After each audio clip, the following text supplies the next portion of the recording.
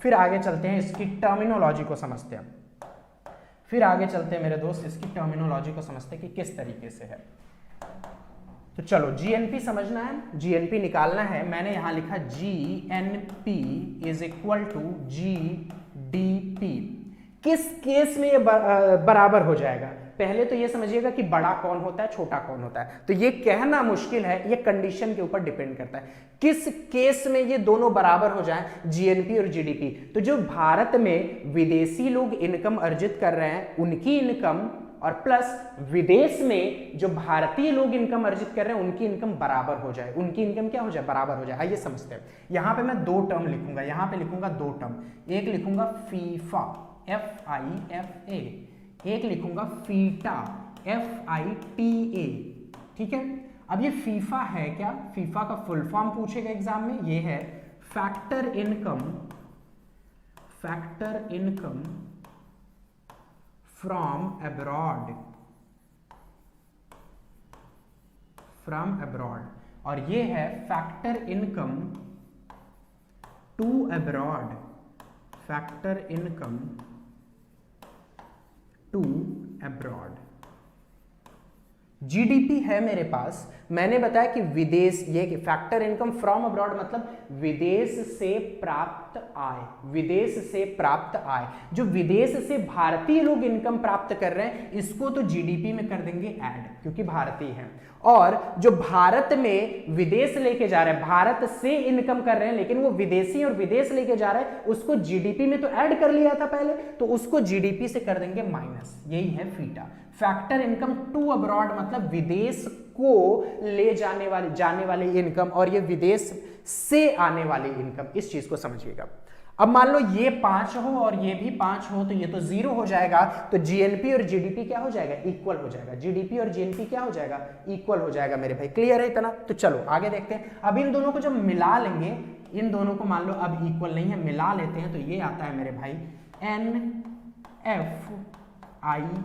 NFIA, यानी इसका full form होता है, NFIA का फुल फॉर्म होता है नेट, अब ये शुद्ध हो गया, net factor income of abroad, विदेशियों से प्राप्त शुद्ध आय, विदेशियों से प्राप्त शुद्ध आय। जो भारत में विदेशी रह रहे हैं उन्होंने अपनी इनकम को अपने देश लेके चले गए, जो विदेश में भारतीय रह रहे हैं वो लोग अपनी इनकम लेके भारत में आ गए। इन दोनों को जब मिला लेते हैं तो क्या होता है, NFIA। ये ज्यादा भी हो सकता है, कम भी हो सकता है, ये ज्यादा भी हो सकता है, कम भी हो सकता है। तो देखिएगा यहां से कहानी था, GNP is equal to GDP plus FIFA minus FITA, इन दोनों को मर्ज किया तो निकल गया NFIA। ये प्लस भी हो सकता है, माइनस भी हो सकता है। तो आइए आगे समझते हैं मेरे भाई। तो GNP इज इक्वल टू ये एग्जाम का क्वेश्चन है, GDP plus minus NFIA, GDP plus minus NFIA। इतनी चीज समझिएगा मेरे भाई। क्लियर है क्या? इतनी चीज क्लियर है क्या? तो फटाफट से एक बार लाइक कर दीजिए, अगर अभी तक आपने लाइक नहीं किया तो जल्दी से लाइक कर दो मेरे भाई। तो इतनी चीज क्लियर है, ये है हमारा GNP, नेक्स्ट हम बात करेंगे मेरे भाई, नेक्स्ट हम बात करने वाले हैं NNP की। किसकी बात होगी? NNP की। और NNP का फुल फॉर्म क्या होता है? Net national product. बोलो यस या no? Net national product. Net का मतलब क्या होता है? शुद्ध। नेशनल का मतलब राष्ट्रीय, प्रोडक्ट का मतलब ये उत्पाद। अब जीडीपी जब निकाले थे तो भैया ग्रॉस था, जब एनडीपी निकाले तो नेट था। मैंने आपको बताया the difference between gross and net is always depreciation. मैंने आपको देखो क्या बताया था, समझिएगा। मैंने आपको बताया जीडीपी और यहां पे था एनडीपी, था कि नहीं था? था। फिर मैं अब आपको अगर यहां पे बोलूं जीएनपी और यहां पे एनएनपी, बोलो वही चीज है कि नहीं? वही चीज है कि नहीं? यहां पे डीपी, यहां पे डीपी कैंसिल, यहां पे एनपी, यहां पे एनपी कैंसिल। बचा क्या मेरे भाई? बचा है यहां पे ग्रॉस। क्या बचा है? ग्रॉस। और यहां पे क्या बचा है? नेट। वही चीज यहां पे क्या बचा है? ग्रॉस। और यहाँ पे क्या बचा है, नेट। मैंने आपको बताया जब जब ग्रॉस और नेट के बीच में रिलेशन निकाला जाता है तो हमेशा ग्रॉस में से क्या कर देते हैं, हमेशा ग्रॉस में से मेरे भाई डेप्रिशिएशन घटा देते हैं, हमेशा ग्रॉस में से डेप्रिशिएशन घटा देते हैं। तो इनके बीच डिफरेंस क्या होता है, डेप्रिशिएशन का होता है, मूल्य ह्रास का होता है। किसका होता है, मूल्य ह्रास का होता है। वही चीज यहां पे भी क्या आ जाएगी, डेप्रिशिएशन आ जाएगा, यानी मूल्य ह्रास का आ जाएगा। क्लियर है इतनी बात, क्लियर है इतनी बात। तो एक बार आपको छोटी सी परिभाषा अगर बतानी हो एनएनपी की तो क्या लिखेंगे हम लोग, हम लिखेंगे NNP is calculated by deducting depreciation from GNP, depreciation from GNP. तो एनएनपी इज इक्वल टू क्या हो जाएगा, एनएनपी इज इक्वल टू हो जाएगा GNP minus depreciation, minus depreciation, GNP minus depreciation. ये एग्जाम में पूछता है। प्लस क्या पूछेगा कि tell me the value of NNP in the term of GDP. आपसे पूछेगा एनएनपी की वैल्यू बताओ जीडीपी के टर्म में, जीडीपी के पक्ष में। तो कैसे बता पाओगे मेरे भाई, कैसे बता पाओगे, कैसे बता पाओगे, जल्दी जल्दी आप लोग बताओ मुझे, कैसे बता पाओगे, मुश्किल है ना। तो समझो आपके पास जीएनपी है और आपने जीएनपी की वैल्यू निकाल रखी है, आपने जीएनपी की वैल्यू निकाल रखी है। क्या है जीएनपी की वैल्यू, जीएनपी की वैल्यू है GDP plus minus NFIA, plus minus NFIA। ये जीएनपी की वैल्यू है। माइनस कर दे अगर यहां से डेप्रिशिएशन तो यही तो होगा, माइनस कर देगा डेप्रिशिएशन तो यही तो होगा। तो ये है हमारा एनएनपी और ये एनएनपी हो जाएगा जीडीपी के टर्म में, ये एनएनपी हो जाएगा जीडीपी के टर्म में। बोलो यहां तक क्लियर है क्या, यहां तक क्लियर है मेरे भाई। तो आगे बढ़ेंगे। हमने देखा जीडीपी क्या होता है, हमने देखा एनडीपी क्या होता है, हमने देखा जीएनपी क्या होता है, हमने देखा एनएनपी क्या होता है। इतनी चीजें क्लियर। अब हम आगे देखने वाले हैं। पहले इतना बता दो, अगर आप क्लास में हो तो इतना बता दो, यहां तक सर समझ आया। और यहां तक अगर कोई डाउट हो तो जल्दी से पूछ लो, यहां तक अगर कोई डाउट हो तो जल्दी से पूछ लो मेरे दोस्त, यहां तक अगर कोई डाउट हो तो जल्दी से पूछ लो और फटाफट से बता दो मुझे, फटाफट से जल्दी मुझे बता दो। अगर कोई डाउट हो तो पूछो, समझ आया तो वो भी बताओ, कोई डाउट है तो पूछ लो और समझ आया तो वो भी बता दो। जल्दी से, जल्दी फटाफट से बताओ मेरे दोस्तों, फटाफट से बताओ।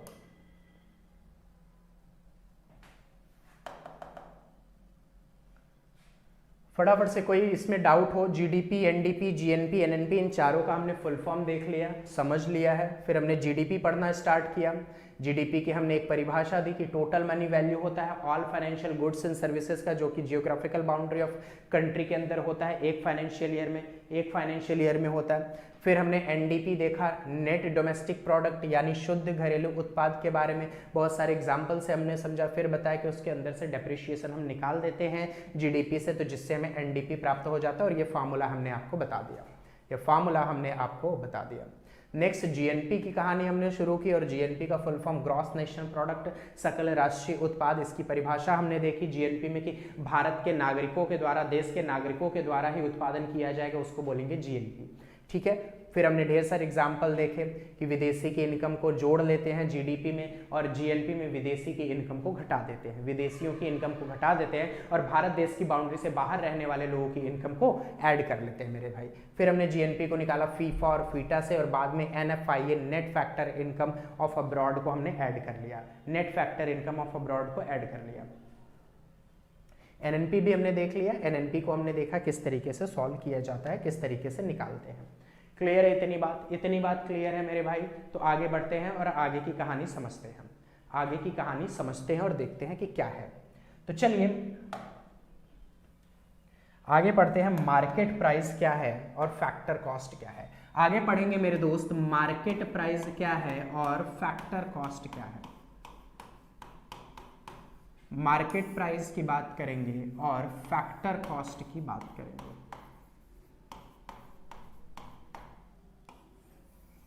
मार्केट प्राइस को बोलते हैं बाजार मूल्य, मार्केट प्राइस को बोलते हैं बाजार मूल्य। फैक्टर कॉस्ट को बोलते हैं लागत मूल्य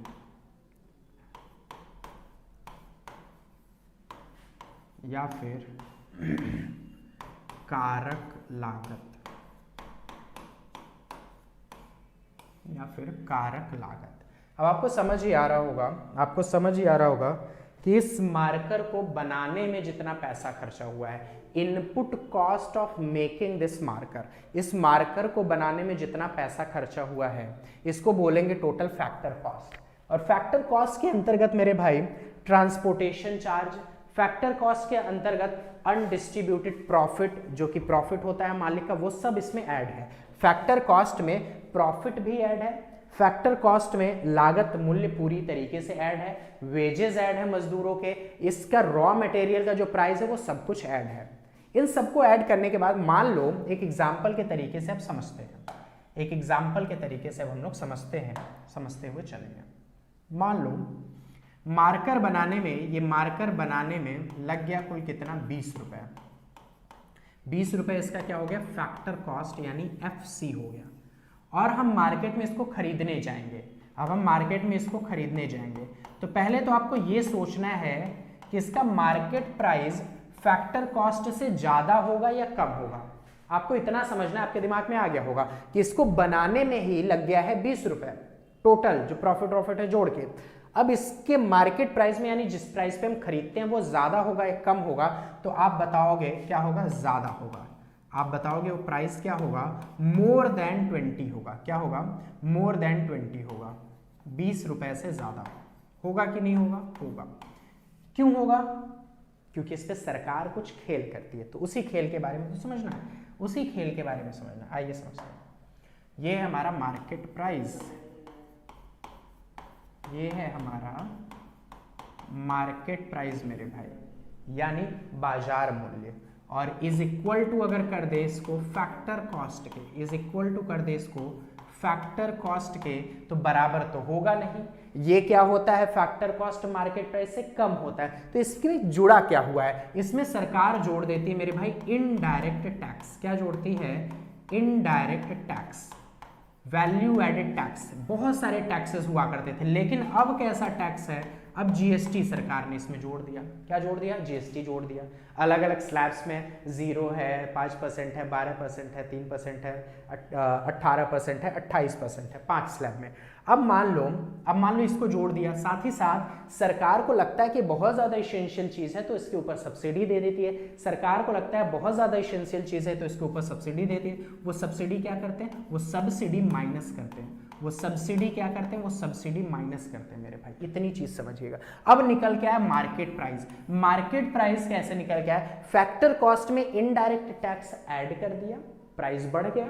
फैक्टर कॉस्ट में इनडायरेक्ट टैक्स ऐड करने के बाद जो सब्सिडी अगर मिल रही तो सब्सिडी उससे क्या कर दिया, माइनस कर दिया, और जो मूल्य आया वो बाजार मूल्य है। इसमें हमारे फैक्टर कॉस्ट में ही प्रॉफिट ऐड है, ट्रांसपोर्टेशन चार्ज ऐड है, मेहनत मजदूरी ऐड है, रॉ मटेरियल का खर्चा, सब कुछ ऐड है। क्या सिर्फ जुड़ा, इनडायरेक्ट टैक्स जुड़ गया और सब्सिडी जुड़ गई। ये क्या आ गया, मार्केट प्राइस आ गया। क्या आ गया, मार्केट प्राइस। अब अगर फैक्टर कॉस्ट से मार्केट प्राइस निकालना पड़े, फैक्टर कॉस्ट से मार्केट प्राइस निकालना पड़े तो मेरे भाई ये है MP, ये इनडायरेक्ट टैक्स इधर आएगा तो क्या हो जाएगा, माइनस हो जाएगा इनडायरेक्ट टैक्स, माइनस हो जाएगा इनडायरेक्ट टैक्स, और सब्सिडी क्या हो जाएगी, जुड़ जाएगी। इतना तो मैथ आता होगा, सब्सिडी क्या हो जाएगी, जुड़ जाएगी। इतना तो मैथ आता ही होगा। अब इन दोनों को अगर साथ लें, मान लो इनडायरेक्ट टैक्स कितना लग गया, 12 रुपए, सब्सिडी कितना दे दिया, 10 रुपए, तो अभी भी ये कितना माइनस में चला जाएगा, अभी भी ये कितना माइनस में चला जाएगा मेरे भाई, 2 रुपए। तो ये जो 2 रुपए आया, इसी 2 रुपए को क्या बोलते हैं, नेट इनडायरेक्ट टैक्स। इसी के डिफरेंस को क्या बोलते हैं, NIT, नेट इनडायरेक्ट टैक्स। क्या बोलेंगे इसको, सुनिएगा ध्यान से, net indirect tax, net indirect tax बोलेंगे NIT। क्लियर है इतनी बात। तो चलो अब क्या निकल के आया अपने पास, अब निकल के आया factor cost is equal to, factor cost is equal to क्या हो जाएगा मेरे दोस्त, factor cost is equal to market price plus minus NIT, plus minus NIT, plus minus NIT। ज्यादा भी हो सकता है, कम भी हो सकता है, ठीक है, प्लस माइनस NIT। ये इतनी चीज समझनी है। अब हमें समझना है नेशनल इनकम क्या होता है। तो नेशनल इनकम की काउंटिंग होती है मेरे भाई, नेशनल इनकम की काउंटिंग होती है, national income is NNP at factor cost, NNP at factor cost. तो कैसे निकलेगा NNP at factor cost? NNP यहाँ पे लिखेंगे at factor cost is equal to मेरे भाई NNP market price plus minus NIT, plus minus NIT। या फिर इसी को क्या लिख सकते हैं, NNP at factor cost is equal to NNP market price की जगह पे यहाँ पे क्या लिखेंगे, माइनस कर देंगे इनडायरेक्ट टैक्स को यानी जीएसटी को, माइनस कर देंगे इनडायरेक्ट टैक्स यानी जीएसटी को, और प्लस कर देंगे मेरे दोस्त किसको, सब्सिडी को, प्लस कर देंगे सब्सिडी को। ध्यान देना इधर मार्केट प्राइस है इसलिए इस तरीके से कर रहे हैं। तो ये सब एग्जाम में सवाल पूछ सकता है आपके, ये एग्जाम में ये सब सवाल पूछ सकता है मेरे दोस्त, एग्जाम में सारे के सारे सवाल पूछ सकते हैं। समझ आ रहा है क्या? एक बार अगर आप सुन रहे हो तो जल्दी से बता दो जी सर समझ आ रहा है। तो ये है कहानी हमारी, ये है हमारी कहानी नेशनल इनकम की। अब कुछ वर्तमान का डेटा आपसे देते हैं, समझाते हैं आपको वर्तमान का डेटा मेरे भाई क्या है।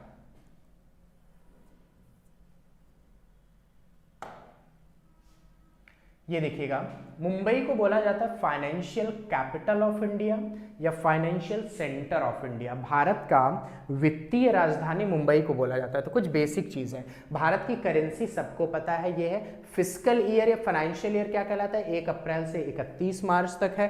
ट्रेड किस किस में है भारत का, WTO में है, WCO में, सेफ्टा में है, हमें इससे मतलब नहीं है। कंट्री कैसा चल रहा है भारत का, डेवलपिंग है, इमर्जिंग कंट्री है, डेवलपिंग